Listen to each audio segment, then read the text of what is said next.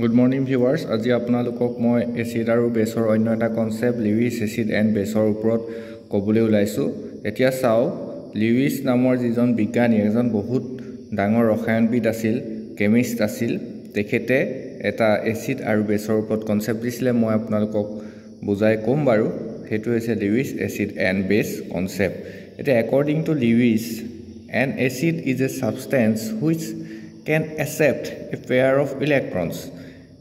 লিউইছৰ মতে এসিড এনেকুৱা এটা সাবস্টেন্স যি এটা পেয়াৰ অফ ইলেক্ট্ৰন একসেপ্ট কৰিব পাৰে।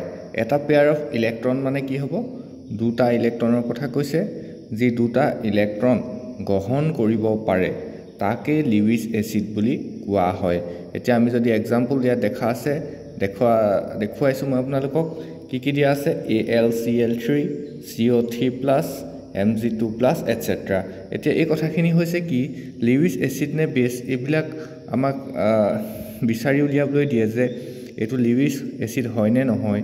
তেতিয়া আমি চাব লাগিব যে এই সাবস্টেন্সটো যেটো আমাক দিয়া আছে হি এটা ইলেক্ট্ৰনৰ জোৰ গ্ৰহণ কৰিব পাৰে নে নোৱাৰে, ল'ব পাৰে নে নোৱাৰে। যদি হি ল'ব পাৰে তেতিয়া হি কি হ'ব? এটা লিউইছ এসিড হ'ব। এতিয়া আপোনালোকক চাম মই দেখাই দিছো। ধৰক Mg2+ ই ওয়ান পেয়াৰ অফ ইলেক্ট্ৰন ল'ব পাৰে, কাৰণ ইয়াত কি আছে দুটা ইলেক্ট্ৰন কম আছে, খালি আছে। ই দুটা ইলেক্ট্ৰন ল'ব পাৰে, টু ইলেক্ট্ৰন পেয়াৰ্স, সেইকাৰণে হি এটা লিউইছ এসিড। এতিয়া Mg2+ এ দুটা ইলেক্ট্ৰন গ্ৰহণ কৰিলে হি কি হৈ যাব? গ্ৰহণ কৰিব পাৰে, সেইকাৰণে হি কি হৈছে? লিউইছ এসিড হৈছে। এতিয়া যদি চাই আপোনালোকে কো CO3+ এই কোবাল্টৰ আয়নটোৱে কি কৰিব পাৰে? এটলিষ্ট দুটা ইলেক্ট্ৰন গ্ৰহণ কৰিব পাৰে, সেইকাৰণে ই এটা লিউইছ এসিড হয়। এটা লিউইছ এসিড আৰু বেছ কনসেপ্টটো বহুত দৰকাৰ আমাৰ কোঅৰ্ডিনেশ্যন কেমিষ্ট্ৰিৰ কাৰণে।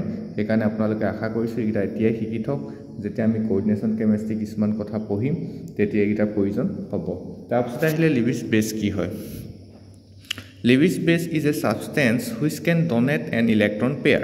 এতিয়া যদি আমি চাও লিউইছে যেটো বেছৰ কনসেপ্ট দিছিলে তাৰ উল্টাটো, যে বেছ হলে এসিডৰ উল্টাটো।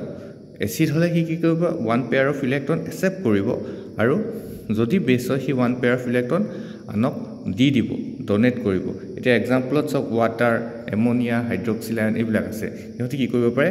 ওয়ান পেয়াৰ অফ ইলেক্ট্ৰন আনক দি দিব পাৰে। এতিয়া ওয়াটাৰ এতিয়া দেখিলেনে আমি ওয়াটাৰটো এতিয়া গম পালো যে এটা লিউইছ বেছ হয়, কিন্তু ওয়াটাৰটো কিন্তু এটা লিউইছ বেছ হয়। এনে এসিড বেছ কনসেপ্টৰ ওয়াটাৰটো নিউট্ৰেল আছিলে পিএইচ উলিয়াবলৈ যাওঁতে, কিন্তু বেছ হিচাপে লিউইছৰ কনসেপ্ট মতে ওয়াটাৰটো কিন্তু এটা বেছ হয়, কাৰণ ই one pair of electron donate কৰিব পাৰে। আশা কৰোঁ আজি আপোনালোকে কথাখিনি বুজি পালে, আৰু মই যদি আপোনালোকক এনেকুৱা সহায় হোৱাৰ ভিডিঅ' আগবঢ়াব লাগে আপোনালোকে মোক চেনেলটো সাপোৰ্ট কৰিব। আজিলৈ আহিছো, ধন্যবাদ।